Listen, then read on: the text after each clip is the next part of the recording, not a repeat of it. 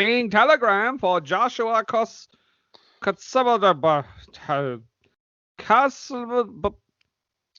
It's Kotsabasakis. There you go. Wake up in the morning, trapped by a mad Dr. G. It's not Xavier's school. I don't think I can make it. Maybe I can fake it. I wonder what I'm gonna do. But when I look around, I see someone is throwing flames at me. Wait, someone's hitting on me. Hey, I got a girlfriend. Everybody's on UT except for Puppet Locky. They got Buffy on the shelf. Feed on your fears and doubts. Hey, the Stranger Things guy. It's the Grassy Mutant High. We're doing New Mutants. No, God! No, God, please, no! No! No! No!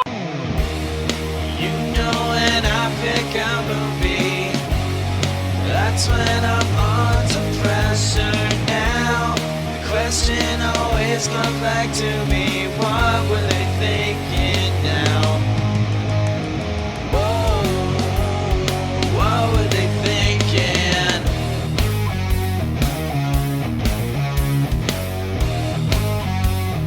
What were they thinking? Welcome, everybody, to What Were They Thinking? I'm Brendan. Yes. And I'm Nathan. And this is a podcast where we talk about bad to questionable movies. And it's January, so we're talking about movies released last year, as is our yearly tradition as of last year. Yes. So, I mean, it has become a yearly tradition and will continue to be unless there are no movies in 2021 because the world explodes. Shut your filthy mouth. Just shut it. Shut it right now. I have a contingency plan if that happens. We'll just do movies from 2019 and we'll just keep going back. Including that movie 2019 that we Is already that a did. movie? Remember? Oh, after the fall. Yeah. Fall in New York. After the fall of New York. Oh, it's already happening. Great. Well, this is a comic book movie, so because of that, we have a special guest returning to the show, ladies and gentlemen, from parts unknown, Cobb County, Georgia, wherever you want to say he's from, Joshua Kotsabasakis. I thought he was from Truth or Consequences, New Mexico. Could be. I didn't know that was a real place. It is. They named it after the game show. I didn't know that. I eventually learned it was a new place when Consequences, not even Cactus Jack, the cool one, but when Consequences Creed used it, I was like, that sounds like a made-up place. And then I looked it up and it was real. Yes, ladies and gentlemen, the former Xavier Woods. Oh, and also, thanks for having me. It's also a movie. So with Kiefer Sutherland and I think Vincent Gallo. There we go. Coming soon. Kevin Pollak. It's possible. Okay. I mean, it's kind of ridiculous in a lot of places. Well, Nathan, I'll start out this episode by saying that if we had been doing this January tradition since the beginning, and if this movie had gone according to plan, we might have actually been recording an episode on this movie 2 years ago. Yeah, this went through 3 years ago. Production 3 years hell, ago. Bad. Well, I just wanted to start that out because I wanted to say that the filming for this movie was in July of 2017. Mm-hmm. So everybody is 3 years younger than they were when the movie came. Actually, I remember when the press came out for this movie, I was like, who are these people? Their hairstyles had changed, their looks had changed. Charlie Heaton actually showed up to the premiere in a walker. Yeah. Yeah, he was a 65-year-old man. It was crazy. Maisie Williams was still a child when this movie was filmed. This movie cost $80 million. And I'm not saying it would have been a hit, but I mean, it was hit by the pandemic when it came out. It came out in August, I think. August of last year, yeah. Yeah, and it made 46.4. So not a big hit. Not a big hit. But I mean, if we take into account the pandemic, I mean, if it was hobbled by that's not a bad turnout for a time, and you could only have 10 people in an entire movie theater, and that's considered sold out. when they announced that they were finally coming out with this in August, because like you guys said, it was filmed in 2017. There was a trailer in 2018. Oh, there was a trailer in And okay, let me put it to you this way. When I worked at the theater, I remember putting up a poster in 2017. I remember putting up the poster being like, "Oh, this is coming out in March. That's crazy." eventually, You remember putting up a poster for Polaroid, Brendan? Oh man, that was delayed so many times. so but what I guess what I'm getting at was when it was the trailer came out and everything, and then when they announced that, hey, this is coming out in August, the first thing I realized, this is not going to be good. I took it as this weird conspiracy where they're putting it out in August because they know it's not going to be good and it's not going to do well, and then they could have conversations like we just did where it comes out, it only makes 40 million, yeah, well, there was a pandemic, what could you do, when really, if they release it, say, after a vaccine or after theaters can be filled up again, and then it's terrible turnout and it's an awful movie, then at that point you're like, well, man, we probably should have released it during the pandemic because then we could have had an excuse. Let me also just put it this way. Disney decided that it was not in their financial interest to put this on Disney Plus.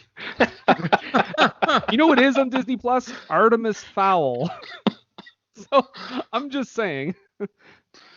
But do you know what else is on Disney Plus? A Yeah. bunch of shit. That Darn Cat, the original and the remake. Hey, don't you dare slander that original. If you start coming after the Shaggy Dog, I will. What's your position on? I think it's My Dog the Thief. I saw it on there and I said, "Is that a movie?" It barely.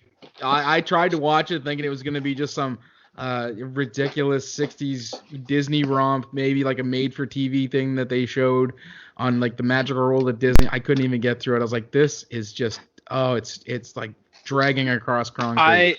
Not this past Christmas, but last Christmas, I watch a bunch of Christmas movies every year, and there's one on there, and it's with Bryan Cranston.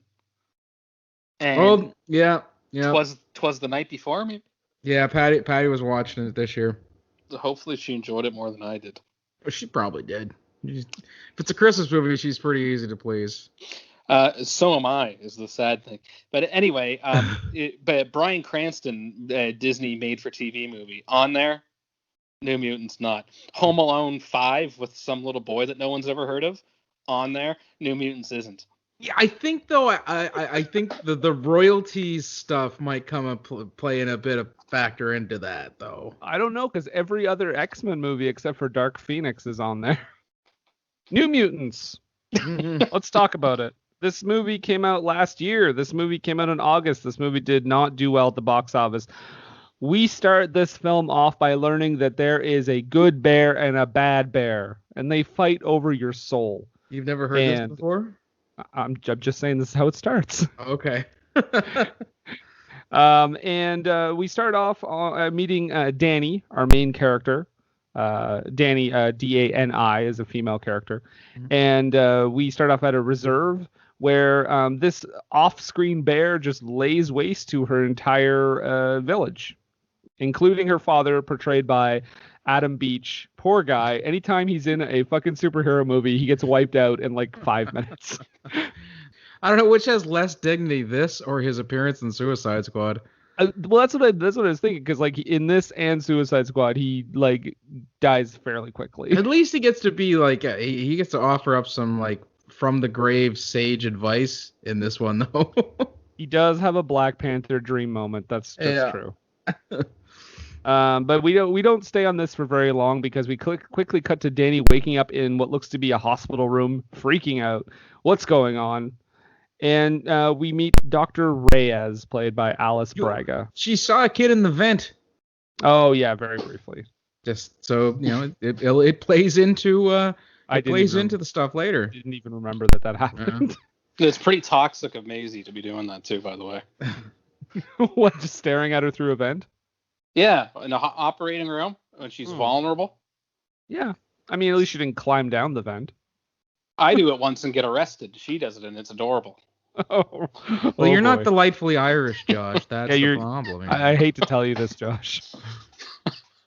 I think you've actually once were described as aggressively Greek, so you're not delightfully Irish.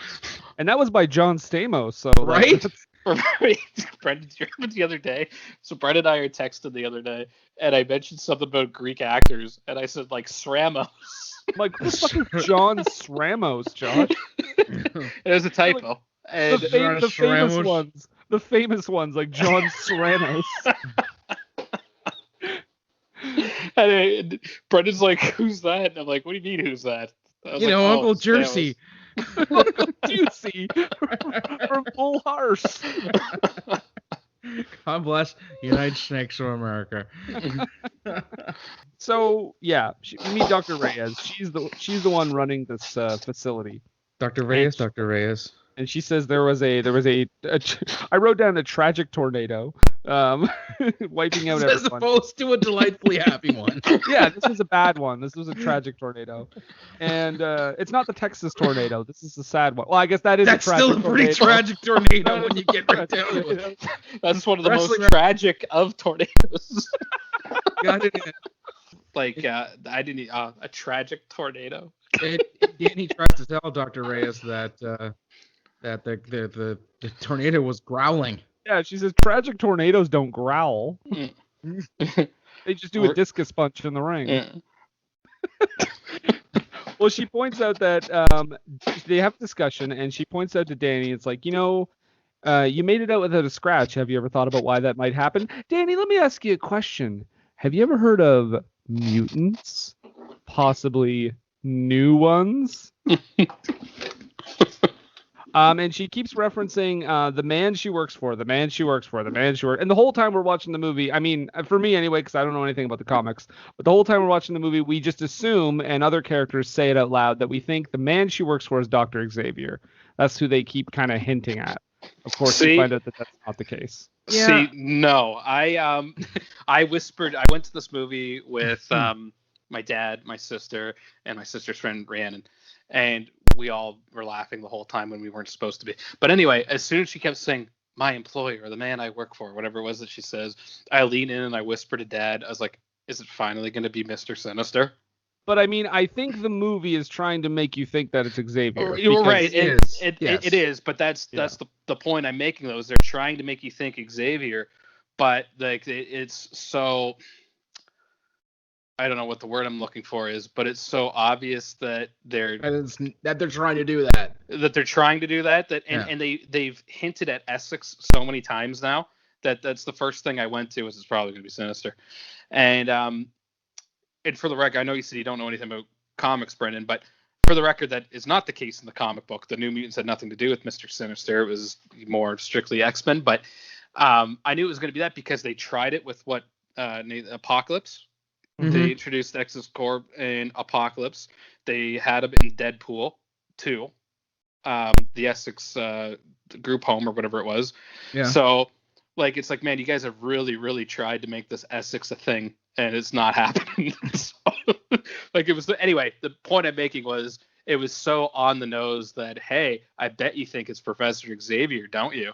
That I was like, no, I bet it's Nathaniel Essex. This kind of lets you, if you can't make it land just so, in a widely embraced movie like Deadpool 2, you should stop trying to make fetch happen.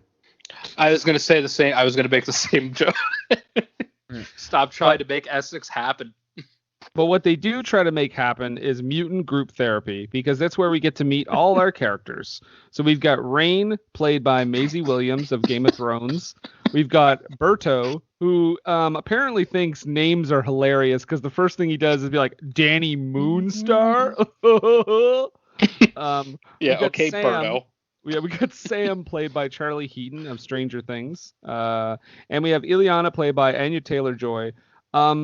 I gotta say right off the bat, I don't think anyone in this movie is doing a bad job, but I do think that there was no dialect coach on set. Oh, man. When they started with that accent, my sister cracked up laughing the second that Charlie Heaton started talking. And she's like, I can't remember if it was her or someone, but one of us was like, oh my God, he sounds like he's somebody Sam. So he Or is but then he goes from that to like nothing to like barely a Kentucky accent, and then full on like cartoon. Ooh, Straight from the coal mine. But he's Yeah. British. You dag nabbit. You And again, I Dr. know. Reyes. Which tells me that if he is that spot on with his American accent, being a natural Brit, just let him have a kind of a non-accent, that American accent. People, from Kentucky don't have to talk like they're from the hills. Yeah, and those are the things, like, because there's so many things about comic book movies, right? That they try and be close to the source material while also changing things from the source material often, that you're like, why would they change that? That's an important part of the character. But then there's things like that where, like, he talks like that in the comics. They kind of write him with a southern drawl like that. Mhm. But I don't think any comic fan would have gone to that movie, and let's say it was a great movie, and then Charlie Heaton is it Heaton or Hutton? Heaton, It's right? Heaton. So let's say Charlie Heaton talks the way he does in Stranger Things, right? Mhm. And let's pretend New Mutants is a great movie. I don't think any comic fan who went to go see that movie is walking out being like, you know what? If they Ruined. he ruined it. They changed his southern drawl. They changed the southern accent, man. I gotta say, Josh, I gotta challenge that a little bit. I think there's definitely a group of people that would be like, he didn't have the There's same always accent. Yeah, there's always gonna be that. There probably would, but it's a minority. There would be less people doing that than there are people going, oh my god, his accent is ridiculous. Yeah, that's Yeah. true. Speaking of ridiculous accents, Ileana, played by Anya Taylor-Joy, is What are you also talking doing... about? It's Again, spot on, yes? but the accent itself is not what bothered me. It's that it goes in and out. Like, that's for both of them. Mr. Brennan, if I could, I thought she did actually pretty good job with accent. I felt she tried really hard, and it didn't slip as often as you're thinking. What was I thinking? That's right. That's what he made it funny. I go back to cleaning. Oh, shoes. Oh, Milos. He just sings that shoes song. There's no other lyrics to it. It's weird. It's weird that he's not familiar with the YouTube video sensation shoes, though. Don't fucking tell him, man. No. Jesus. He'll explode. He won't get any work done around here. So at this mutant group therapy, they all there's the Rain opens up first, and she's talking about, I was dreaming about I was running through the woods and feeling free, and then I went to a reverend to speak to a reverend, and he beat me for being a witch when I tried to tell him all about like my powers. And I just wrote down, well, that's what happens when you go seek advice at Westboro Baptist. You gotta go. You can't go to those reverends. But guys, everyone acts kind of weird to Danny And a little racist. Like super racist. I would say, yeah, Ileana says some things. And Is this the scene where she brings up the necklace, by the way? I don't know, but I just wanted to note that just before that, Berto, somebody wonders if she's a nympho, and Berto is like, hopefully. And I'm like, I'm pretty sure she's 16. He looks like much older. Well, they're all supposed to be in high school, so. Okay, well, the actor that plays Berto looked like a 25-year-old man. Yeah, Not the first time. I think that I had a note here, but I think I might have it a little bit out of order. But there's a scene where, like, it kind of hit me after the fact where Ileana is ripping on poor Danny Moonstar, and she's like, "Oh, little baby has stupid bear necklace," and like kind of makes fun of her because she has a necklace of a bear. And it's like, yeah, okay, what the fuck's the sock puppet's name, bitch? Like, It's Lockheed, and he is a support puppet. like, makes fun of her for having a little tiny bear on her necklace, but it's like you do have, like, you see the sock puppet on your right hand, right? Yeah. It's like, hey, if you're gonna have the sock puppet, have the sock puppet, but don't throw rocks from glass houses. Right. Yeah. But yeah, so after that weird little bit, Ileana's giving Danny a tour of the grounds along with her puppet and a wild accent. And she makes her watch her. She's like, watch this while I spray paint this statue. I don't know if you know this. I'm going to be the mean one for the rest of the film. Danny so is much like for the rest of the film, but I mean for most a good of the rest portion of the it. film. Yeah, exactly. Danny sees that there's no fence, and she's like, well, I guess I'm getting the hell out of here. And she gets away, and everything's great. And then, oh, wait, no, never mind. She hits an invisible force field and gets knocked down. And gets Actually, a we'll bloody have this nose. labeled as force field dicketry. Oh, yeah, because Ileana's like, yeah, sure, it's fine, go. We also find out Ileana's power here. She can disappear and reappear. We do find that the real star of this movie does show up, and that would be London, the littlest hobo. What? Oh, okay. Yes, because there's a I thought it was supposed to be a wolf, but it's a German Shepherd. That thing, it's not a wolf. That's a German Shepherd. We also, I was going to say, the fact that she can't attack Ileana, it makes her very distraught, and she decides to climb a church and end her own life by jumping off of it. Yeah, and the clock on that church has a Roman numeral 4 with 4 lines, and that's gross. Wow. Hard stance. It should be an I and a V, because that is what the 4 in Roman numerals are. I didn't even catch that. That's Just a good saying. catch. I see it all the time. To answer your question too, yes. Sorry, I when you said reappear, I thought you meant like she went invisible, which is not the case. But no, she can teleport. Okay. Like 5 okay, minutes gotcha. later, I'm cluing into what you're talking about. But yes, she can teleport. Perfect. At the end, 90 minutes in, Josh is like, thanks for having me. Yeah, it's great to be here. Well, let's talk about New Mutants, guys. Yeah, the scene where she just decides to go up and end it all. That was another scene that like it just kind of happens out of nowhere, and then my sister, her friend, my dad, and I just crack up laughing because it's like, really, that's what's gonna do you in? Yeah, I didn't expect there to be a suicide attempt this early in the film. seemed a little crazy. I think my exact words when I watched it to my dad or my sister, or whoever, was, well, it's a little premature. I think as we've talked about this thing being in like a production hell, I think there's a ton of stuff that may have been just cut from this movie, and because you think about the average superhero movie, any of the X-Men ones, any of the Marvel ones, they're clocking in at about 2 hours plus. This one's like 94 minutes. Yeah, 94. Yeah, that's not even an hour and a half without the credits. No. But thankfully, Rain is there. Maisie Williams. She does talk her down from jumping off the church. They do have a scare for a brief moment, but she talks her down. And we start to learn other people's powers. We see that Sam, a.k.a. Sam, Sam the cannonball. Sam is super fast and can blast off like a rocket. But they say, you know what? He might just be doing this to hurt himself, honestly. And I'm like, what's with all the self-harm in this movie? Like, when we were in theaters, I'm glad I'm the only one who went to see this in theaters. Yeah, when we saw this in theaters, my dad just starts like busting a gut at this scene, and I just kind of look over at him, and he just says, "Yeah, we just tie him up out here and let him do it. We just let him run around." It just looks like he was like tethered. He's gonna sleep tonight. He'll tire himself out.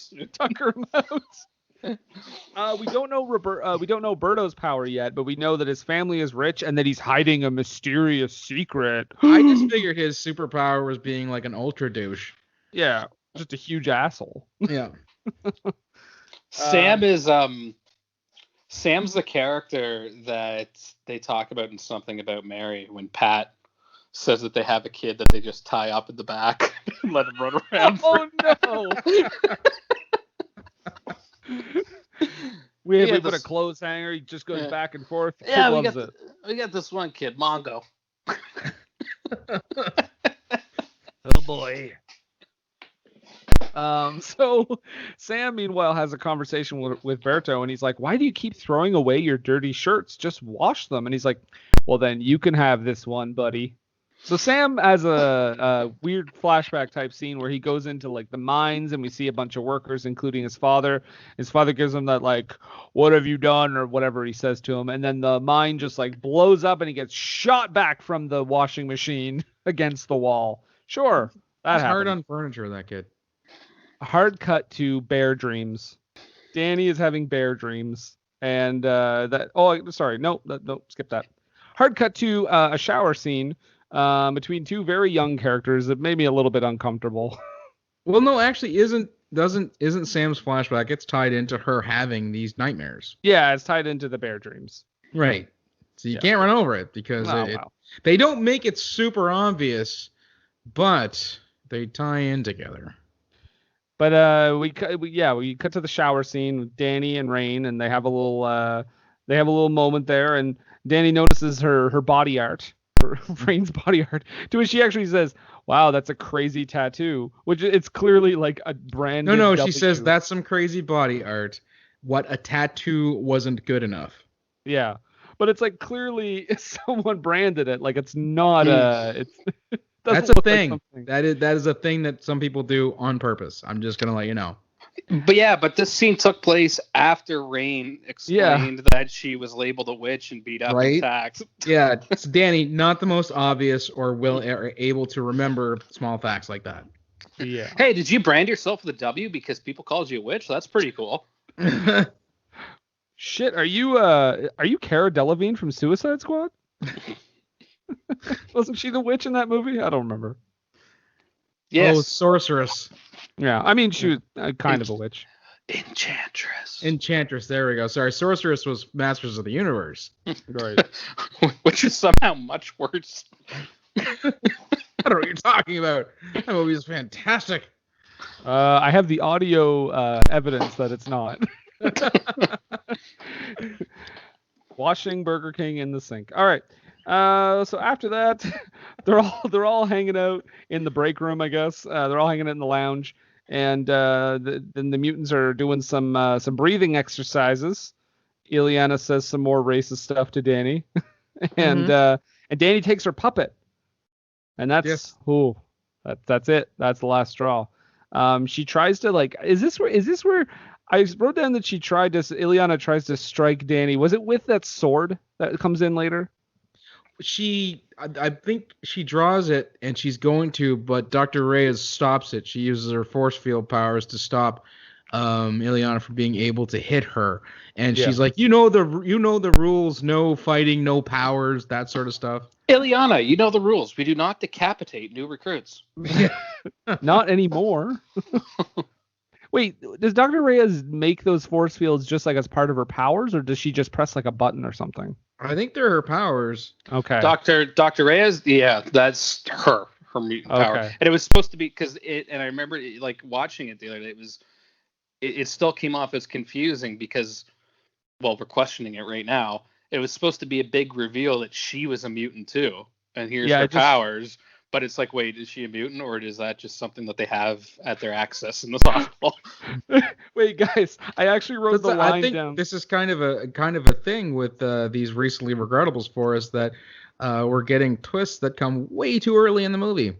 Coming too early. That's 2020 altogether. Hey. I did write down the actual line that she says when she condones Ileana, because the line is, "You know the rules. No powers in here, and definitely no fire." I said no fighting. I heard no fire. Either way, it's worded as if the powers are secondary to either the fire or the fighting. Like, hey, you should probably put that giant mystical sword away. And also definitely no fire or fighting or firefights. There was a firefight! So yeah, Ileana gets put into solitary, and we get another kind of a bear dream, which kind of instigates a Smiley Man vision, and Smiley Men.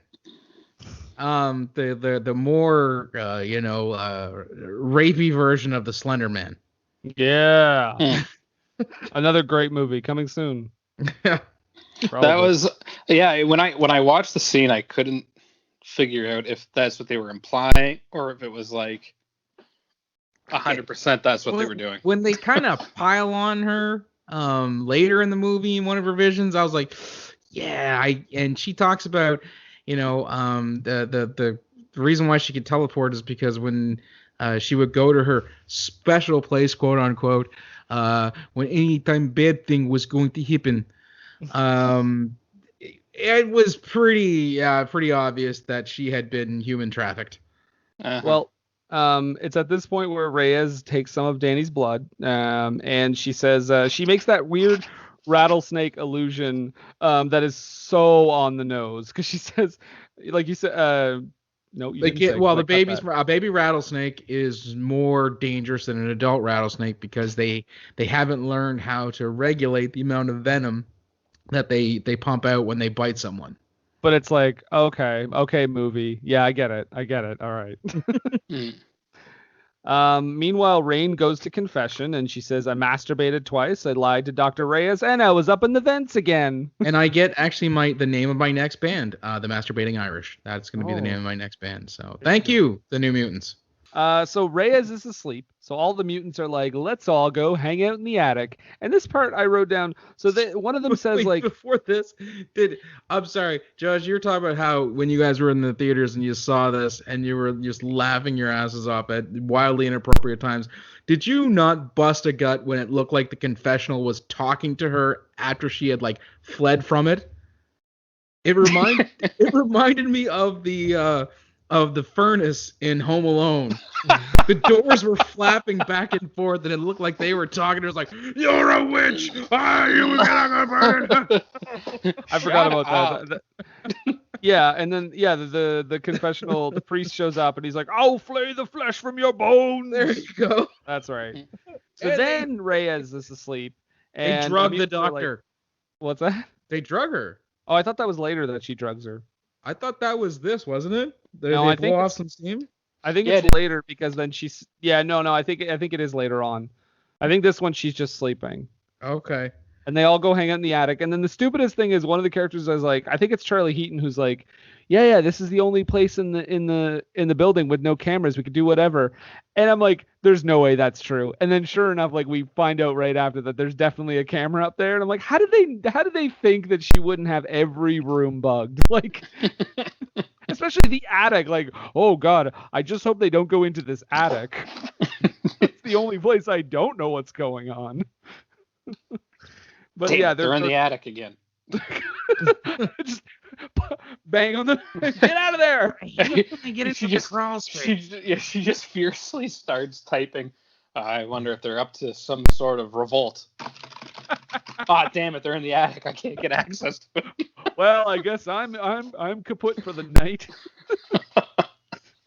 Are you sure this isn't the part where they drug her? Because I thought that's what they did. They drugged her, then they went up to the attic because they were blowing off steam. I noticed that they did have the complete Buffy on DVD. So they got that to pass the time. I remember the drugging around here too. Yeah. I thought it was. Well, we'll wait. I'll see when we get to the next scene where they kind of go hang out without Reyes knowing. I think that's when they drug her. But anyway, either way, folks, they drugged a doctor against her will. Right. This series of scenes actually poses a question: who maintains the pool there? Sam. I figured it was Berto because he was, for being the douche nozzle that he is, he's really the only one we ever see doing any manual labor. That's true. But they go in the attic and they're playing around with the lie detector test, and we learn that Berto is probably a virgin. And when they ask him why, he's like, because I get too hot. Mm-hmm. Oh, okay. Sam talks about his dad and the mines and how he caused the explosion that killed his dad. And then Danny... this is the bit, Josh, where you were talking about the necklace. This is the exchange. Oh, this is the yeah, where she says your necklace is dumb, and yeah, she has a puppet. And then she basically tells the story that we heard at the beginning, that when you grow older, you have a demon bear in you that grows and grows and feeds off your fear. But then her dad gave her a little demon bear to remind her of how small the bear was when she was younger. Right. so she will never be afraid. And then Ileana is like, how did that work out for her? well, and then Ultimately, Ileana, all right, but for the for her dad, not so well. I was gonna say maybe for her it was okay, but for her entire village and wherever she's from, not so well. but then Ileana is like, yeah, okay, Danny, that's cool. So I killed 18 men with my sword. Don't feel bad for them, though. Don't No. ever feel bad for them. They're fine. Well, they're probably all the like creepy dudes, right? Right. That's Yeah. Okay. Like I killed 18 rapists with my sword. Yeah, that's totally fine. cool. Congrats. I want that movie. Oh man, well that's basically like any revenge movie, really. It's like I spit on your grave, but with a lady doing a terrible Russian accent. So maybe I spit on your grave too. Filmed entirely in Belarus or wherever. Wouldn't be surprised if some of those movies were filmed there anyway. Just no, for tax reasons. the second one was legit filmed in Eastern Europe. Yeah, that makes sense. Yeah. Just like Howling 2. Your sister is a werewolf. Yeah. Cummings. Oh wait. Yeah. So Sam is very mad at this point because this is where Dr. Reyes has kind of broken up the shenanigans, and Sam starts Kentuckying it up to the extreme. Shit. Yeah, he's like, I don't want Concern to go it. to the other facility. I just want to go home. Sassafras. This is where Ileana spikes Reyes' tea to make her pass out, and the mutants hang out, and they're all talking about how they want to be X-Men. So This is after that scene. And Ileana makes some crack about Rain being a dog. I forget what she says. Like, I don't know what she said, but she said it makes some crack about her being a dog because Rain can transform into a wolf, or as Nathan said, a German Shepherd. The littlest hobo, yes. Yeah. Which also they tried to build up earlier in the movie as it being a big reveal, and it's like it was obvious to anybody. It was super obvious to anybody watching. Yeah. Like they might as well have had her come in with a flea collar on. It was so obvious. When she talked about, running free through the forests, and we see a dog doing that exact thing back at the force field dicketry scene, I'm like, it's obvious that it's Rain. Why are they treating this like it's some huge secret? But we do get a moment here where Rain is like, Danny, I want to show you my vents. Check out my vents. She's taking her through the vents, and they get out of the building that way and into this graveyard, and they're watching like the force field mix in with the stars, and they have their tender moment. Beautiful cage. Beautiful cage. That's what she says. Her love is like a beautiful cage. I know, because it's raining, and they can see like all the rain hitting on the force field and whatnot. And they start making out, and this gets Rain pretty revved up because her wolf eyes start coming out. She wants to do it doggy style. I'm just. How's that gonna work, Nathan? How did they? Hey, hold on a sec. How did they have such a nice lawn if Rain can't get in? What? Thank you. There's so many questions, like logistically. Like, How do who they what? maintains the pool? How does the water get onto the grass to be watered so they can have these lush gardens? Because the force field keeps rain out. But it also keeps rain in because it's also a character in the It movie. didn't keep rain out of Danny. Waka waka. Waka waka. Wait, which cut of this movie did you watch, Josh? The nude mutants. Thank you. So yeah, they have Coming their soon. romantic moment. That was another thing too. Was that that Brendan, you and I kind of talked about it a little bit, but to me it was so obvious that was going to happen. I had no idea. And like they try to make it like this big reveal when they were laying on the grass, and it was like, well, yeah, you could have just told us this like 20 minutes ago. We know. Is the way I felt about it. In fact, they were trying to foreshadow it to the point where they're trying to foreshadow this relationship between the two of them, or that Rain had feelings for Danny. So much so that there's a scene earlier where Rain is eating Lucky Charms, and at one point she's only eating the rainbow marshmallows. Shut up, Josh. I'm not joking. I mean, if you want to talk about even more on the nose, they're literally watching the scene from Buffy where Allison Hannigan is having her romantic moment. Yes. With another lady. So I mean, I mean, but the thing I is, would though, notice. I think I would probably notice that before I would notice she's only eating the rainbow marshmallows. Like, well, here's why I noticed it. I was like, she's Irish, so of course they have her eating Lucky Charms. And then I'm like noticing, like, well, wait a minute.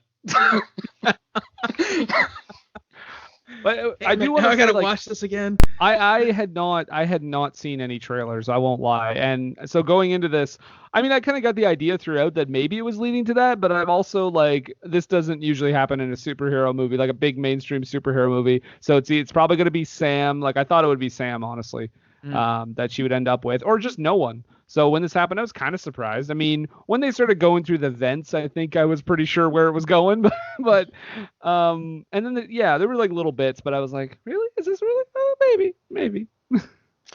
Yeah, I just didn't. I don't know why they had to try and keep it a secret until that scene, because it was it was obvious from the start. Like, okay, this is where they're going with it. It's one of those things where you do kind of see it, happening pretty far down the road, but to the other effect, like Brendan said, you don't normally see that sort of thing in superhero movies. And this one here, I actually kind of refreshing that they didn't really soft pedal it or try to like pussyfoot around it. Pardon the pun.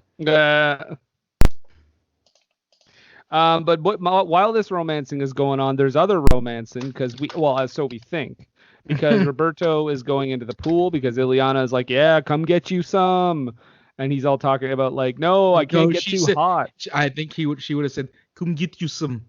I'm not doing the accent every time. But they start going at it in the pool, and then of course he gets super hot and steamy. And she's like, okay, well, I understand your sob story, and it's all good, but now you have to catch me.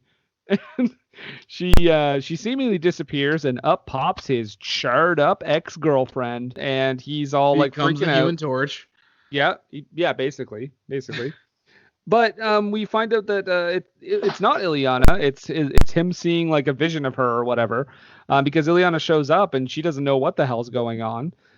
And it was all in his head.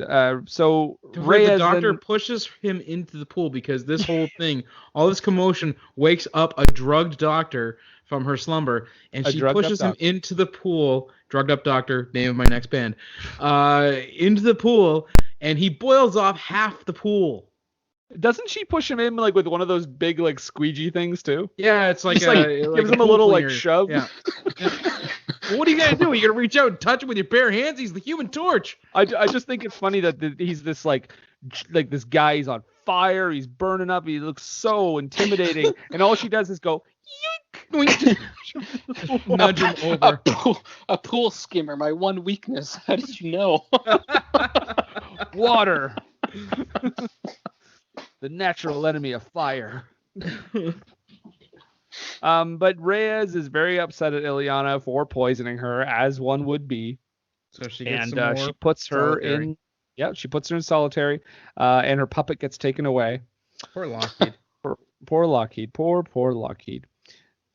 Meanwhile, Ileana has her vision, right? Because isn't this a moment where she sees like a scary like drawing, like those drawings that she sees, like those men that she keeps sees, like imagining? I guess like an avatar or like a drawing of like a picture of the smiley face, and it like oozes. Yeah. Make it extra menacing. And while that's going on, Rain is in the shower, and she actually gets confronted by the evil priest in the flesh this time. And he brands her a huge Miz fan. Because he brands her again on the neck, but the W is upside down. Yeah, but it's not awesome. No. So while this is going on, Danny is like with Reyes in the room. So of course, I mean, let's just say it. There's a connection here, guys. There's something going on with Danny that's affecting everyone else. I think we all know that. But Danny visits Ileana and gives her back her puppet, gives her back Lockheed. And we learn a little bit about Ileana's backstory, which we already kind of talked about, the villains with the jagged teeth and everything. We kind of guessed, yeah. Yeah. Making kids. When she says if they make kids cry, they're very vague about it, but yeah, I think it's pretty damn obvious, yeah. It's like they were trying to do it without coming out and Just Doing it. you know what? If they're pitching this to teens, they've been sold to Disney, and they want to keep that PG-13 rating. Yeah. Yeah.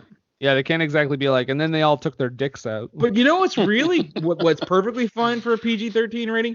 Getting a kill order for a 16-year-old. Yeah, no, that's fine. I don't see what's the issue.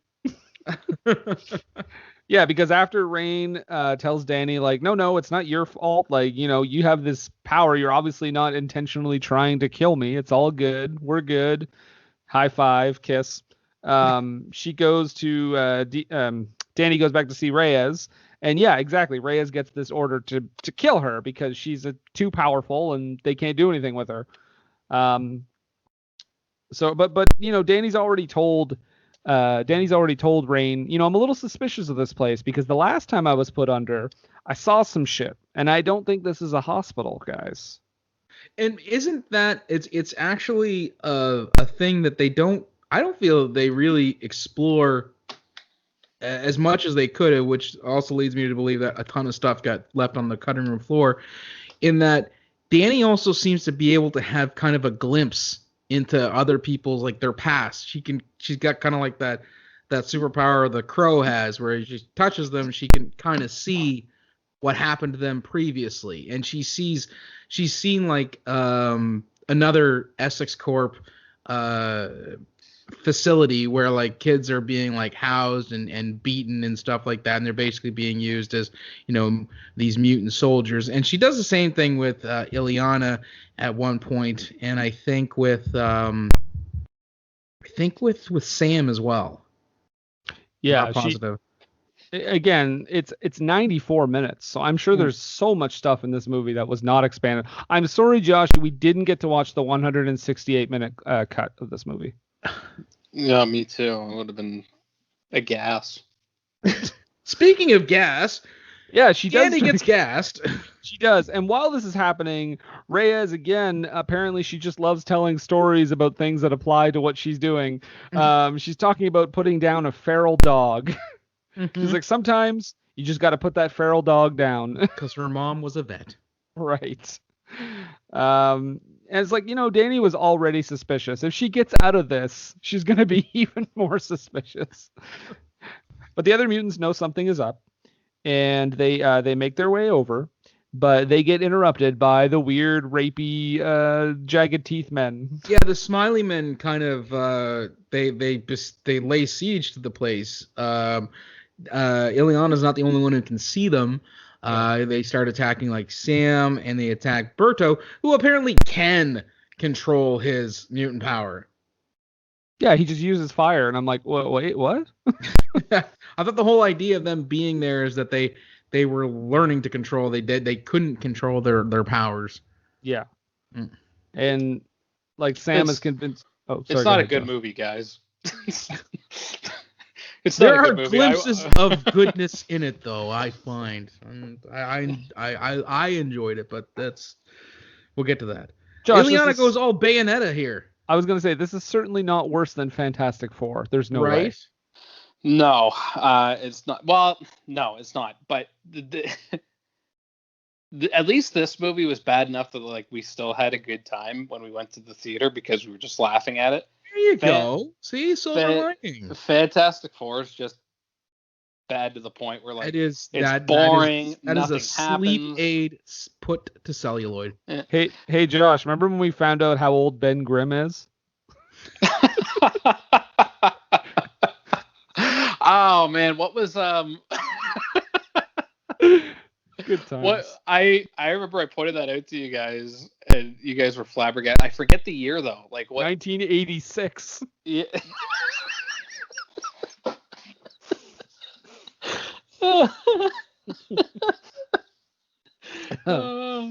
That's great. So New Mutants. So they're fighting with these creatures. Reyes continues like a Bond villain, continues telling Danny exactly what she's going to do to her. But suddenly Rain pops out of the vent, starts scratching her face up, and saves Danny. Yes. And this is where we find out that something Josh has been noting several times here. We find out that Reyes has been attempting to raise not X-Men because she works for the Essex Corporation. Mm-hmm. I have like a PA announcement. Isn't there like a PA announcement here too? Oh, I don't know. Because I have PA announcement - Sinister Minister. They've tried so much, like we talked about earlier. Not James Mitchell. They've tried so much with this Essex Corp and Mr. Sinister and all this other stuff. I love how he's still not in this movie. Like, this is now what, the third or fourth time they've mentioned it, and he's still not even an image of him, isn't it? And that's the thing. Like, I'll save it till we get to the actual bit. Tommy Wiseau's not cheap. They got to save up that money. That would be amazing. Hello. Why you think Danny? Yeah. Oh, hi, Danny. I'm here to kill you, Danny. Oh, hi, Danny. What do you think of corporation? You like my school? It's school. No, it's not a hospital. It's school. But you thought it was a hospital. Hey, what kind of group are you making here anyway? Well, a group like you have, a group like Charles have. Anyway, how's your sex life? So, Reyes does the morally responsible thing here, guys, is she puts everyone in their own bubble, which is a good thing to do these days. And yes, it is. What you watching, bud? Oh, wait, that's later. Hold off. And she still plans on, killing Danny, but that all goes to shit because Reyes is eaten by a demon bear. That's what happens. That is honestly, when I saw that in theaters, I couldn't help but laugh because I was like, that's the most anticlimactic demise of a villain ever. Guys, I just gotta say, like, I'm worried animal rights people, like, that bear was on set because that bear was real, right? It made me think of Sam Jackson in Deep Blue Sea. Don't do it. No, don't. But it looks so real. So after Reyes is eaten by a demon bear, a smoke demon bear, a smoky-eyed demon bear. Wait, is that bad to say? No, but I've already had like 3 band names in this episode. So. Smoky Demon Bear is your next one. Smoky Demon Bear.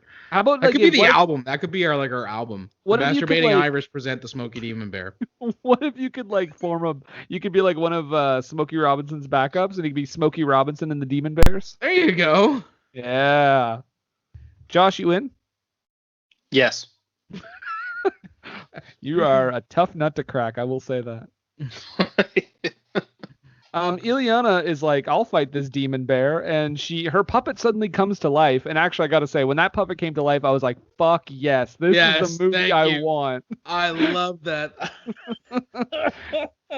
And she has her like giant glowing sword. She says it's magic, to which I added, Yep, we get a nice musical moment there. And while that happens, Rain is taking Danny into the confession booth and trying to revive her in the church. However, the whole time repeating, demons cannot come in churches. Demons cannot come in churches. Demons cannot come in churches. You know what? There's a lot of court cases that would actually say otherwise. There's a movie. A lot of demons have come in churches. That's. Yeah, did you ever see Devil's Advocate? Yeah, that's it. I mean, there's a movie called The Nun. Just saying. There you go. But that might have been there first. Actually, I was gonna say The Nun might have not already been filmed when they filmed this movie. Well, even if that's the case, again, in that situation, the demon was there first. So true. Yeah. But she's trying to revive her. However, the demon bear pulls a like T-Rex lawyer moment from Jurassic Park and just bites the fucking top of the building off. Mm-hmm. But and then we go to Danny, and she's in that like Black Panther dream world, and this is where we get Adam Beach showing up again. So he's like, "Hey guys, can I get some lines in this movie?" just a few more than I had in that DC one that I was Yeah. Do you mind if I do something other than just make ropes? in. And he gives her some like advice. He's like, "No, you're great. You can do this." What does he say? He's like, "Oh," she says, "I can't fight the demon bear. It's big. It's big." And he goes, "You're bigger." And I'm like, "You have bad depth perception." Size matters not. Which I actually wrote here, wouldn't it have been great if he told Danny, "No, you're bigger." She went back and she just turned into a giant Danny to fight the demon bear. Oh, Like some weird kaiju fight. Yeah, it just turns a demon smoke bear and attack of the 50-foot 16-year-old. turns into an episode of Power Rangers. yes. All the mutants have to like get together in the giant Danny bot. I still can't figure this out. Was Lockheed? If I could frame this, though, I think Lockheed, because she said at first that her special place was where she would go in her mind with her puppet Lockheed when all the bad things they knew the bad things were coming, and they would, no pun, please no pun. So she went there so often that it became real. So Lockheed started out as a coping mechanism or like a security blanket type puppet, and it just became real over time when she discovered her mutant abilities, when she could go into that, magic world. And that's why Lockheed is a real, tangible character and not just a puppet on her hand while she has a bayonetta sword. But they all see her, right? Or they all see Lockheed, right? They would, yes, at this point, yes. I would laugh if like the twist here is that it is all in her head, so like it cuts out to what people are actually seeing, and she's just like, yeah, ah! And her sword is actually just a tube of wrapping paper. The bear's just a lamppost. What is in the water in this place? Well, I don't know, but I'm starting to think this ain't no hospital. Whatever it is, it's being used to treat the lawn. Thanks, Sam. So after all that, Danny comes back. She is revived, and how she stops the bear is she stands in front of it and says, "No, bad." Yep.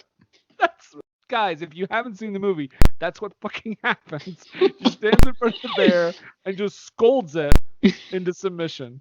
And it listens like a good bear does.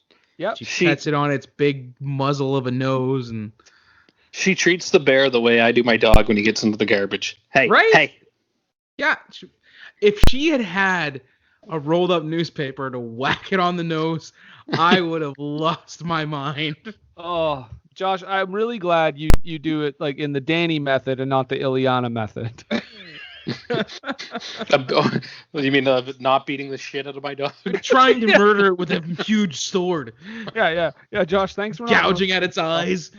So now that the bear is gone, after he's enjoyed a delicious snack in Dr. Reyes, we have a dumb like PG-13 moment because Berto gets up and he's like, "Oh, I'm naked. Better keep covered with this plank of wood." I'm like, guys, you have all just been through a demon bear fight. Like, I think it's fine. Just like it's fine.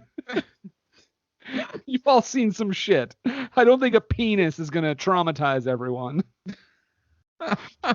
And Sam is like, "Well, you guys, let's see what's up." And he throws something. Oh, and no, it's the coal. He throws that lump of coal that his dad gave him. Oh, okay. As it was like, because it was like we actually didn't really address it because it's such a minor thing.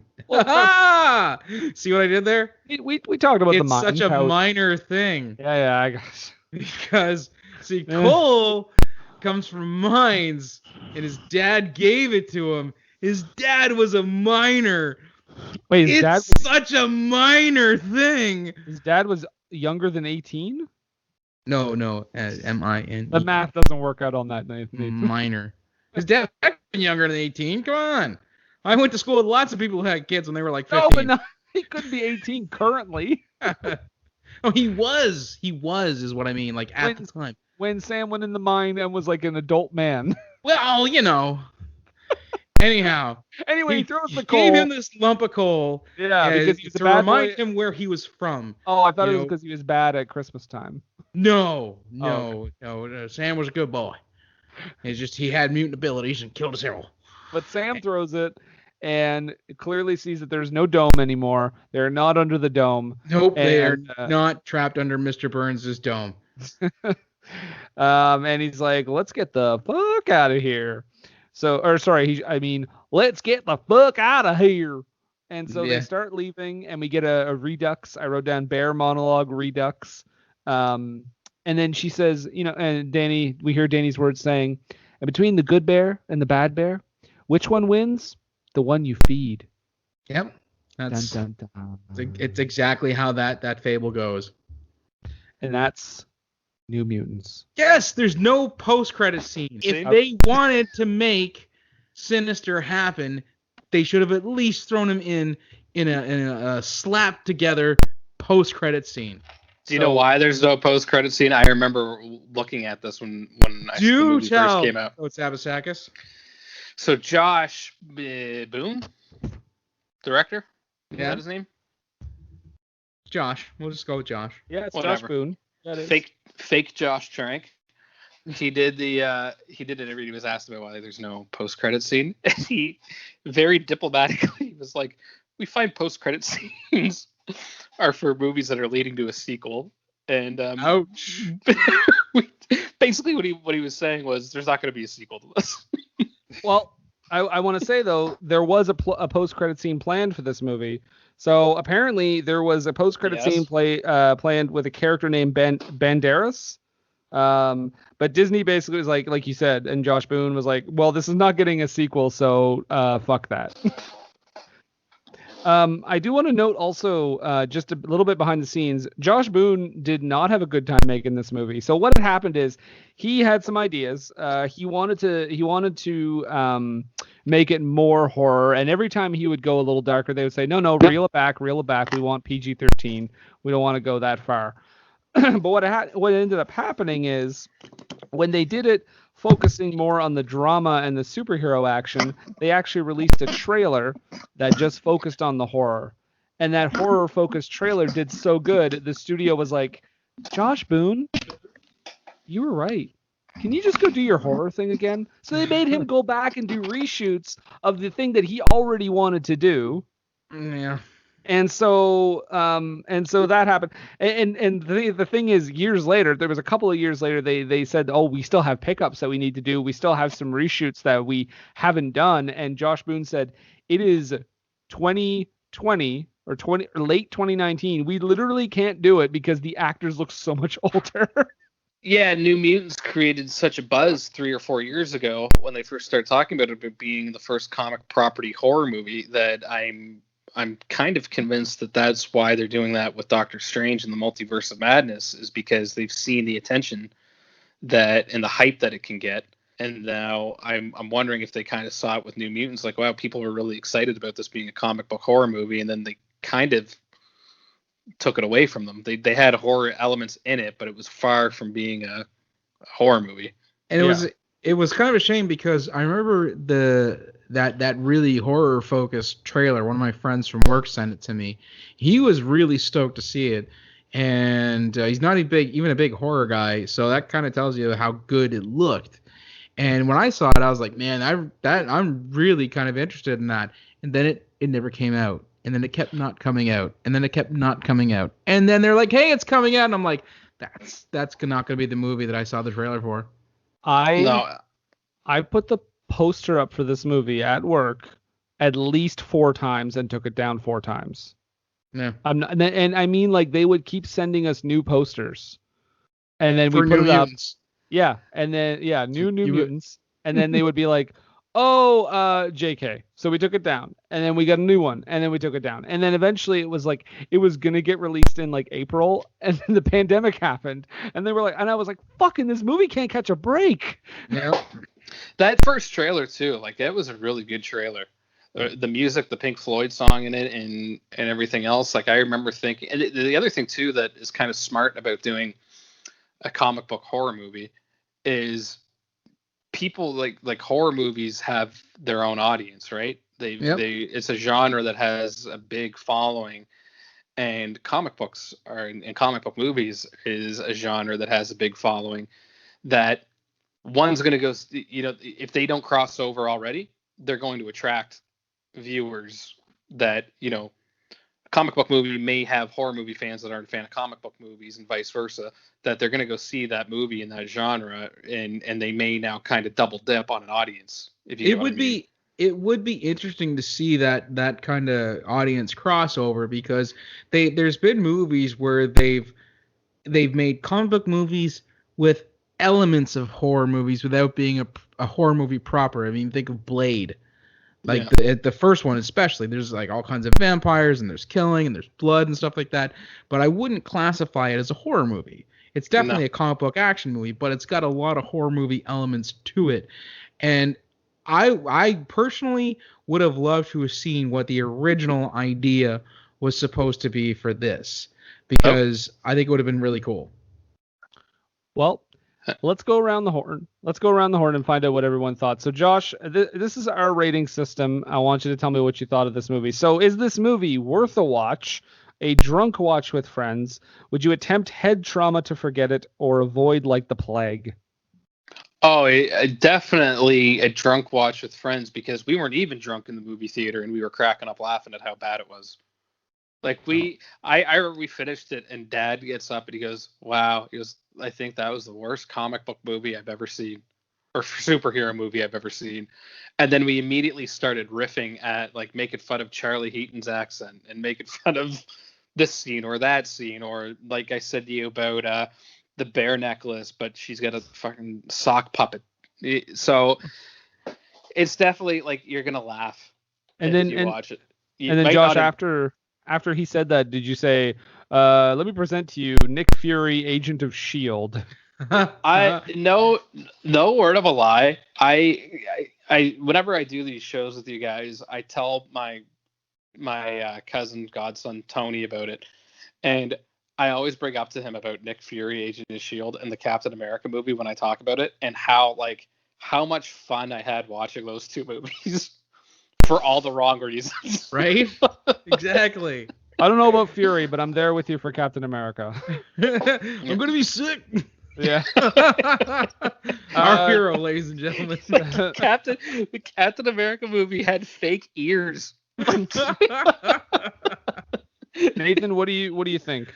I would absolutely say a drunk watch with friends. But my daughter took some umbrage with me watching this movie this week, because she knows the movies we talk about we make fun of.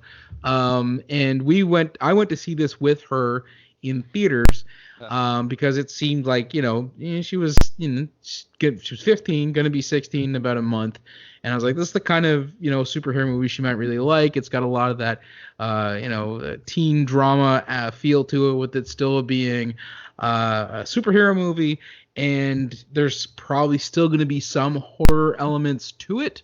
And she really likes horror movies. So she legitimately really liked it. And so I was watching it this week, and she's like, you're going to make fun of it? You're going to make fun of that movie? I'm like, yes, but I thought you liked it. I did. I make fun of a lot of things that I like. It's perfectly fine to do that, sweetheart. She goes, like what? And then I was like, we've covered all the Gamera movies, a movie called The Adventures of Ford Fairlane, Ernest Save Christmas, Judgment Night, all the movies that I recommend 9 times out of 10, I legitimately have an affection for, and still have no qualms with making fun of. I mean, we talked about They Live. Right? So there you go. Yeah. I'm actually gonna go one step further. I'm actually gonna say worth a watch for me. There you go. And that doesn't mean like this is a great movie, but that is never what that means, people. No. Just so you know, that is never what that means. But I don't know. I went into this with, maybe I went because I went into it with extremely low expectations. But I know when I watched it at the theater, I enjoyed it. I obviously, see its flaws, as there are many, but It didn't bother me. It was short. It went by quick. It was entertaining enough. The actors were fine. The accents were a little wonky, but hey, what are you gonna do? It was weird trying to explain to my daughter that it's perfectly fine to like something, but also see the flaws in it. Yeah, I mean, we've done a lot of those movies, so. Well, all three of us are pro wrestling fans, and if there's any group of people that can love something and still see the flaws in it. What are you trying to say, Josh? But I mean, that's a perfect example of what is easy to make fun of, and yet still tune in every week for some reason. Yep. All right, well, that's going to do it for now. We're going to take a brief commercial break, and we will be right back. What were they thinking? What Were They Thinking is brought to you by HostGator. HostGator is a leading provider of shared, reseller, VPS, and dedicated hosting solutions. Award-winning support is available 24/7, 365 days a year via phone, email, and live chat. Discover why over 9 million websites trust HostGator. Use the coupon code SCHLOCK for 25% off your first purchase. That's SCHLOCK, SCHLOCK, for 25% off your first purchase. Oh man, I've been stuck on this dungeon for like 2 weeks now. I wish I knew how to get past this stuff. Well, there, little youngster. I think I can help you out. Whoa, Jimmy Stewart! Well, that's right. Just Mr. Stewart, I've been stuck on this dungeon for 2 weeks now. Do you know where I could get some help with it? Well, listen, if Jimmy Stewart knows one thing, it's video gaming. You were Nintendo World Champ 3 years straight. That's right. You know how I did that? How? Well, for the good folks at GameItAll.com. Wow, they sound keen, Mr. Stewart. It's your one-stop shop for all nerdy talk. Do they know about up, up, down, down, left, right, BA, BA, start? I think I just had a stroke. That's GameItAll.com, giving Jimmy Stewart a stroke since 2020. What were they thinking? And we're back. Yes, we are back. It's time for that special moment on the show when we get a little poetic. Yes. It's time for the low haiku. Haiku. Yes, and Nathan, how would you describe the low haiku in 17 syllables, please? I'm not doing a haiku, but describing the low haiku. Okay, well, maybe one day. If you want that sort of dedication, maybe another week. But the low haiku is 17 perfect syllables to describe the imperfect movie we have just been discussing. No, that was it. That was 17 syllables. You nailed it. Counted every one, right? So, Joshua, as our guest, would you like to read your haiku first? I would be honored. Hmm. Criticize necklace when you have a sock puppet. Shut up, idiot.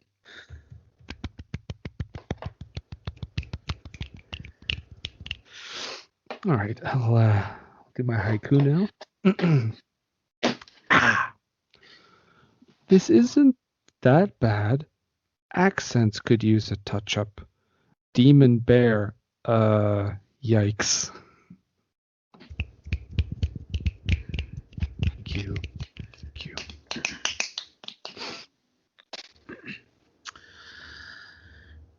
These aren't real X-Men, but they're new to you and me. Hey, Hobo's in this.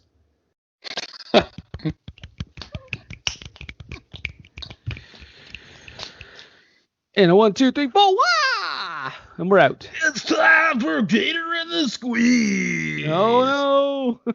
It's the morning crew. Are you guys ready? The traffic's crazy out there. Hey, we've got Foghat coming up around the corner. Oh, that squeeze. Hey, but you know what, Nathan? We talked about this movie, but what do we always say? Well, we always say, Don't take a word for it.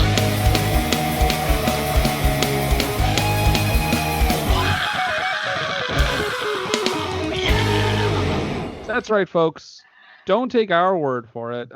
Nathan, what are the critics saying? What percentage of the critics liked this movie? 35. There That's you go. 35 for 35%. non-francophone friends. About 32 too high. Wow. And what percentage of the audience enjoyed this film? 56. 56%. Mm-hmm. All right. Well, let's take a look here. Some of the critic reviews here. Actually, Tim Roby of the Daily Telegraph kind of sums it up for me. Honestly. Daily Telegraph UK. You know what? It's nowhere near the disaster you'd probably imagine. 3 out of 5. Okay.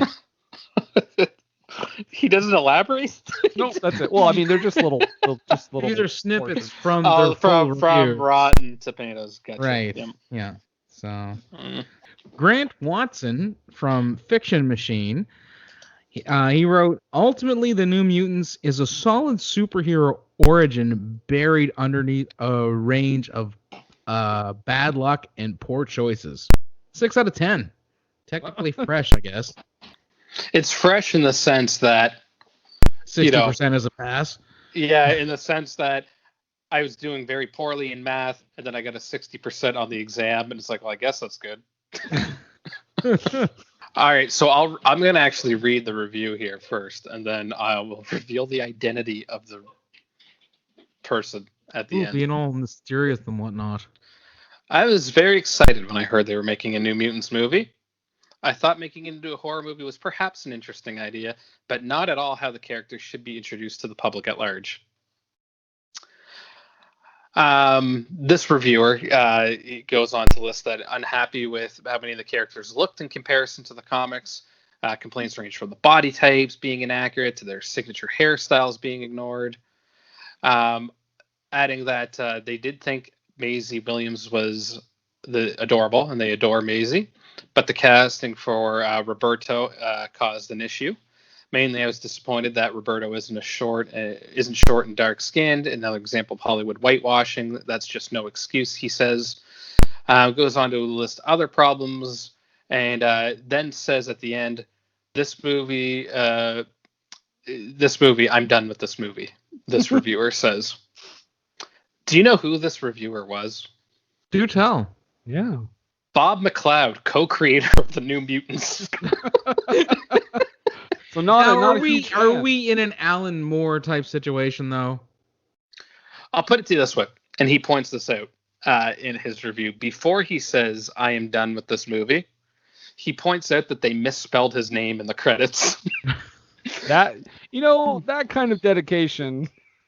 It's because, I always find that with movies that are based on, comic books or things like that, there's two camps. There is the Stan Lee camp where everything is great, true believer, Excelsior. Or there's the Alan Moore camp where nothing is ever going to live up to what he thinks it should be. Yeah, from what Josh said, it did sound like he wanted to be optimistic about it. Mm-hmm. I got the vibe reading it that just reading that short little post that that's how he started it off. I was what does he say? I was very excited when they heard they were making a New Mutants movie. So I picture this guy being like, "Oh my God, one of the things I created is going to be a big Hollywood blockbuster," and then it wasn't. Okay, so that's fair. That's fair. Because if it were Alan Moore, he'd be like, "Oh, they're making a movie about one of my books again." The thing I couldn't get over is what they misspelled his name. I mean, the guy's name's Bob McLeod. Like, how hard was that? They spelt it MACLEOD in the credits, and it's MCLEOD, and he was very bothered by it. Couldn't they have just done a simple Wikipedia check? They couldn't even be bothered to check the spelling of my name sometime in the past 3 years, and that can't be fixed, he says. That will be on the movie forever, and I think I am done with this movie. Well, regular critic Megan Navarro of Bloody Disgusting says the concept behind the New Mutants is a solid, intriguing one that could have reinvigorated the familiar origin superhero story. Instead, Boone opts for genericism, ending the X-Men franchise with an angsty teen whimper. I don't know, man. This sounds like a Studio versus Selleck type situation to me. Yeah, I wonder what Josh Boone could have done, honestly. Yeah. Well, Brett White from Decider, whose avatar looks an awful lot like Fred Armisen in a Saturday Night Live character, says it's far from the best X-Men film, but it's also far, far from the worst. Okay, I mean, yeah, I would agree there. It's better than X-Men 3: The Last Stand. It's better than Wolverine Origins. I actually looked on IMDb because I like to see the reviews of people who are just average everyday people to see what they think. And Rolling on the Floor Laughing writes, worse than I expected. 4 to 10. Okay. Okay. Charlotte O'Sullivan of the London Evening Standard says, Fox's last X-Men movie is an unholy mess. Out of the wreckage, a cult classic has been born, and that's a 4 out of 5. Okay. What? Yeah, so she's like, it's a holy mess so bad that it's going to be a cult classic. Does she think it's I gonna take on see. like some sort of like, you know? Oh, okay. Yeah, she thinks it's gonna be, people are gonna love it because it's so bad it's good. Yeah, exactly. Yeah, okay. She says not yet, but just wait. It's Dulcie Pierce from The Sun, UK, and they write, it tastes decent enough, especially on the post-lockdown diet days, but you wouldn't rush to have it again. 3 out of 5. All right, Josh. Rachel us up. Harper from Sci-Fi Now. We get a partial horror film without the scares, and a partial coming-of-age story without the heart. 2 out of 5. That's a fair criticism. So for the audience reviews, we go to Istvan L, who gives it 5 out of stars, Nathan. Okay. And Istvan, he or she, says, we get more character development. It's 2021. We get more character development than most movies of the franchise would offer along a secluded setting that provides an original atmosphere. For those who prefer rather action-packed pieces, spelt like P-E-A-C-E, the film gets significantly more fast-paced in its third act using spectacular visuals. I just like the idea of action-packed pieces, spelt like, peace. Peace. As in peace out? Yeah. Yeah. Well, Jackson B, so Jackson Brown, he writes, an okay movie by itself. I thought it was kind of dumb and boring, but it was still okay. Man, 3.5 out of stars. Man, Jackson B, he's like a producer's dream, isn't he? Hey, we can Must make be somebody's baby. Sorry. We can make a kind of dumb and boring movie, and Jackson B will still be okay with it. It was still okay. Thanks, Jackson Brown. This person doesn't have a name; they're just a blank face. Boo, coward. Pros: the movie posters are well done. Cons: everything else. 1.5 stars. Well, Nicholas S feels he's about on the Nick Swartzen? well, it's maybe he spells Nicholas differently, I think. It could be Saint Nicholas, but Nicholas, Saint. I just assumed Nick was short for Nicholas, so Don't be so hasty. But he says 3 out of stars, and he says it was better than Tenet at least. Still, I don't remember anything about it already. No hot guys either. okay. Come on, Sam is right there. I think Roberto's going to be upset by this. Oh. Eugene F. Real brief. This one. I love this one. Ah!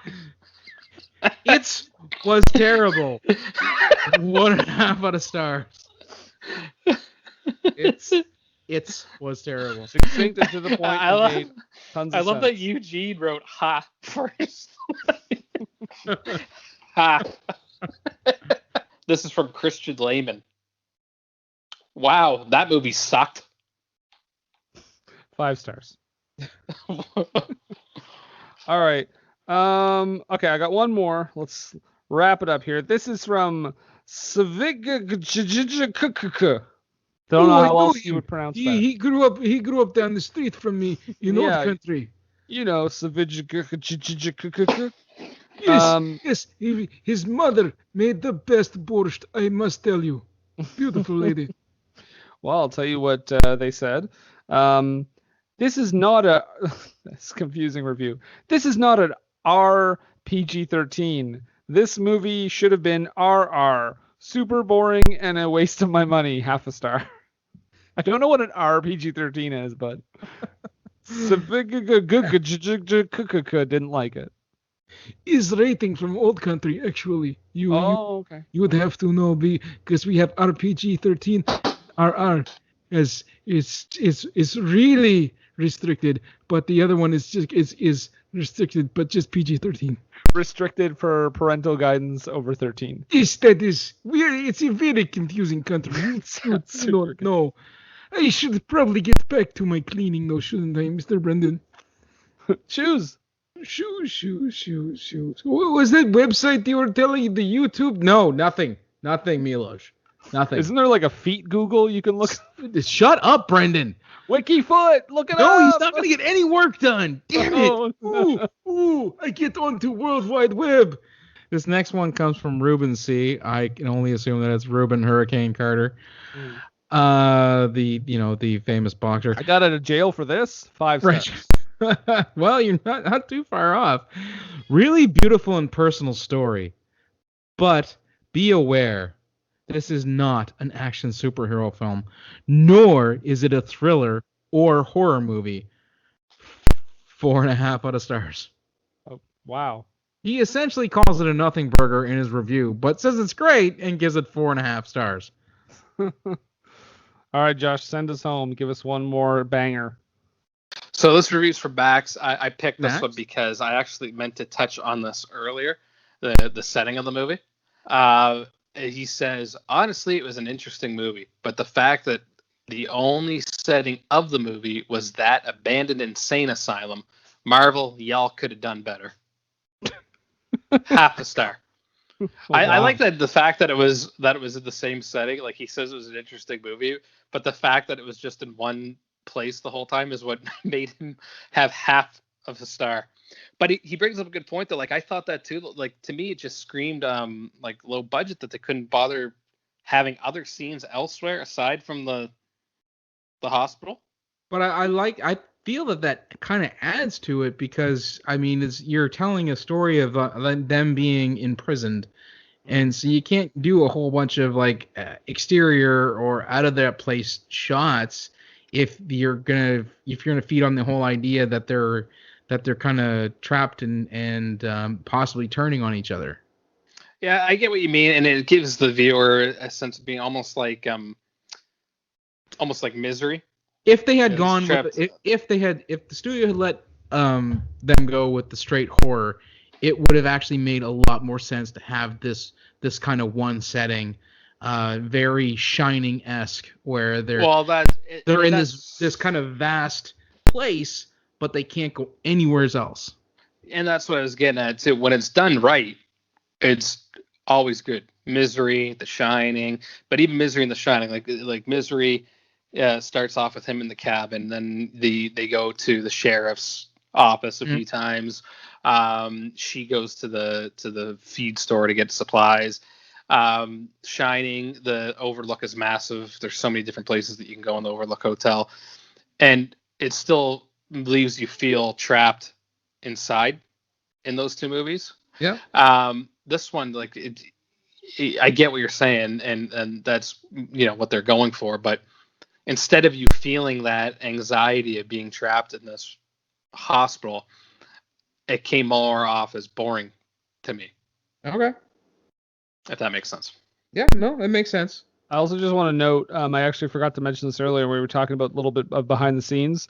The reason, so this movie was supposed to take place in the 80s, and the reason they don't specify when it takes place is because the studio said, well, you know what? X-Men Apocalypse didn't do very well at the box office, and we think it's because it was set in the 80s. So you better not set your movie in the 80s. That's how the studio executives think. Yeah, it had nothing to do with Ivan Ooze being the fucking antagonist. Only issue with X-Men Apocalypse is that it was set in the 80s. That's why people didn't go.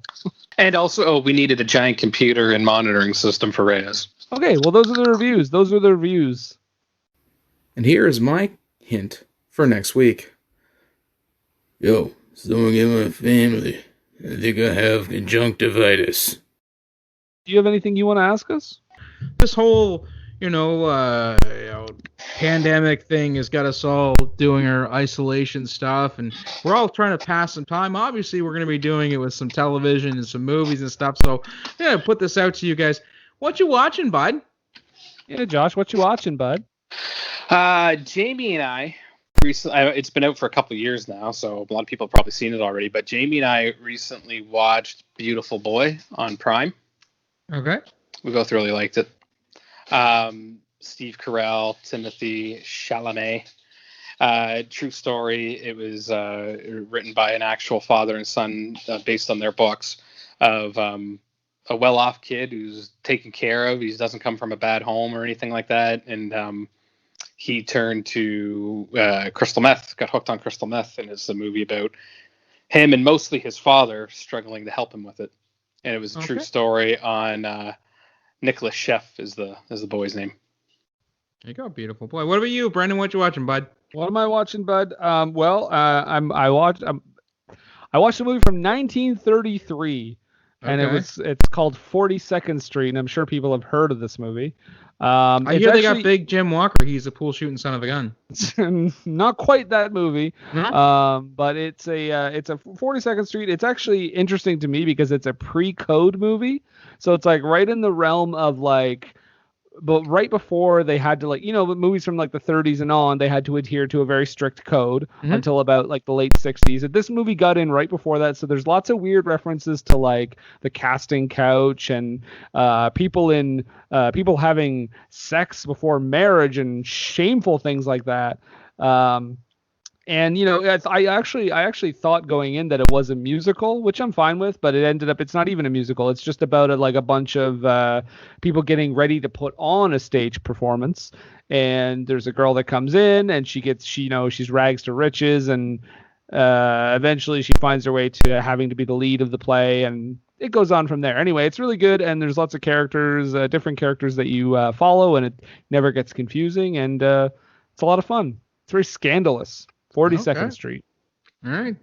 And no Big Jim Walker being a pool shooting son of a gun. Not in 1933. That's weird because, at then he may not have had the reputation that you don't mess around with Jim. Probably not. No. Okay. Yeah. What are you watching, bud? Well, actually, I managed to procure on a sale from Shout Factory the complete Underdog. So I've been watching a fair bit of that.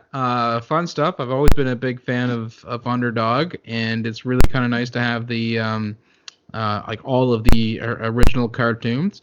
I will say this to anybody who is interested or whatnot. It's a product of its time. Underdog segments are pretty fun and for the most part fairly non-offensive. But there are the Gophers section because these cartoons are kind of like the Rocky and Bullwinkle, where they would do you would see a part of the episode, then there'd be another cartoon, and then maybe another part of the episode, another cartoon, that sort of thing. The Gophers, yeah, quite problematic. They're the Gophers in this situation are a couple of natives. And being the 1960s, they speak in that very stereotypical Tonto type cadence. So do be fairly forewarned that is in there if you do decide to take in the Underdog complete series. It's kind of like, it reminds me of when I watched Peter Pan, and I didn't remember if I had watched it or not. And then having Tiger Lily, and then having watched it, I'm like, oh right, this isn't good at all. This doesn't sound aged well at all. No. All right, cool. Well, Josh, I just want to thank you once again for stopping by. Thank you for having me. It was fun, and I can't wait to do Wonder Woman 84. Oh, I don't know. Might be another New Mutants episode then. Well, and on that note, you can find us all over Actually, Josh, where can they find you on Twitter? I am at the Kotsabasakis. So it's like fabulous, but Kots and then abulous. Yes, and also the in front of it. No. Okay, fine. Yeah, I people think my Twitter's funny, so I have nothing else to plug. If you like funny Twitter, come to me. Yeah, funny. But you have to go to funnytwitter.com. It's a different website. Different Twitter. It's not the same Twitter It's not the because same one. I'm actually a like Creed. lot of unfunny stuff on Twitter lately. So. I'm actually like Creed Bratton, and it's just a blank Word document that I type into. Oh yeah, that's probably for the best for that character. Okay, well you can also find us on all the podcast apps. We are on Age of Radio, ageofradio.org/ what were they thinking? Big time. We're also on the Twitter and the Instagram at WWTT Podcast. Follow us on Parler. No, I'm just joking. We're also on Facebook. Search for us on Facebook. We're on Patreon, patreon.com/WWTT Podcast. We are on TeePublic, Redbubble, all that good stuff. All over the webs. We are there. But Nathan, I was wondering if you had any questions for me, even though it'd be weird because I don't know a lot about comic books. Okay, well, I maybe I'll try to stick to the thematic and filming aspects of this then. That would be easier for me. Okay, so with a movie that was originally intended to be a horror film. Okay, and in a movie where you have almost a horror film cast in a group of teenagers and one menacing adult. And with a movie where you have a guy who is directing who legitimately wants to make a fun horror comic book movie, and with a movie where the studio decides to get their grubby little paws all over it, say, do it again, sorry, we were wrong, redo it again, I gotta ask. Yes. What were they thinking?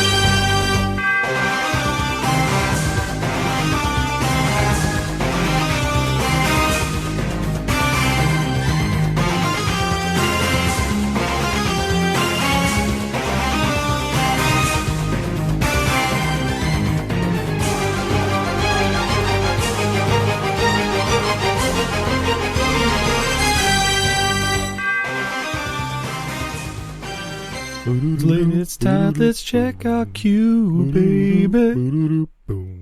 Pair it with a couple brews, baby.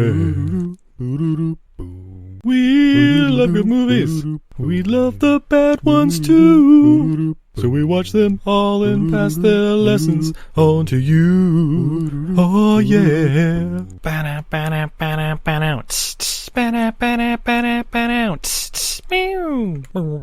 Everything I learned from movies helps to make life a little bit groovy. With a one-liner plot, holes and gratuitous movies.